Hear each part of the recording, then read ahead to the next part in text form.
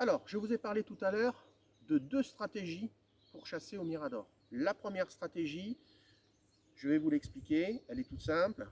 On a un mirador qui est mobile, donc que l'on peut déplacer, et que l'on va sur la propriété, et que l'on va mettre sur des zones de passage. Donc ça, c'est la première stratégie. Mais ce n'est pas la meilleure, hein. Et ça, vous allez le savoir juste après. Quand on met ce type de mirador, il faut prendre en compte le vent. Pourquoi? Parce qu'à l'entrée de la nuit, ou le matin, les vents changent. Et donc, si vous vous êtes mis au niveau du vent et que vos sangliers ils vous arrivent par derrière, même si vous êtes en hauteur, clairement, ils vont vous sentir. Et si un chevreuil vous sent à 200 mètres et commence à aboyer, eh bien, je peux vous dire qu'il n'y aura personne, ni sanglier, rien du tout. Donc, ce type de mirador, comment on le positionne? On le positionne sur un axe de passage. Il faut être que l'axe de passage soit grosso modo entre 20 mètres et 50 mètres. Que ce soit suffisamment dégagé. C'est ce qui est pratiqué ici. Vous voyez, c'est totalement dégagé et j'y suis depuis 2 ans à nettoyer les arbres. Là-dessus, il faut prendre un plan. Il faut prendre un plan, qu'est-ce qu'il faut faire? Un plan et un compas. Vous prenez votre plan, vous prenez votre compas, et vous faites un rayon de 1 km.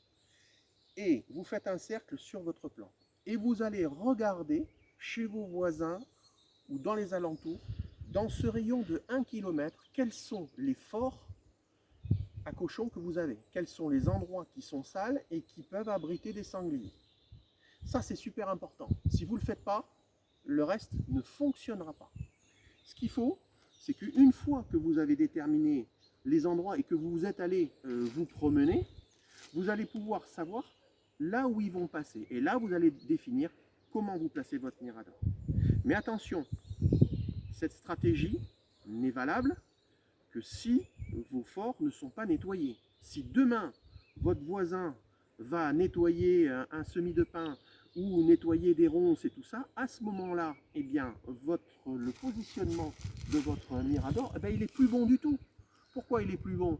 Parce que vos sangliers, ils vont passer à 100 mètres ou 200 mètres à gauche, à droite, en haut, en bas. Et donc, à ce moment-là, ce ne sera plus bon. Donc, il y a d'autres petites astuces pour les fixer. Et je vais vous expliquer les astuces pour les fixer, qui sont toutes simples.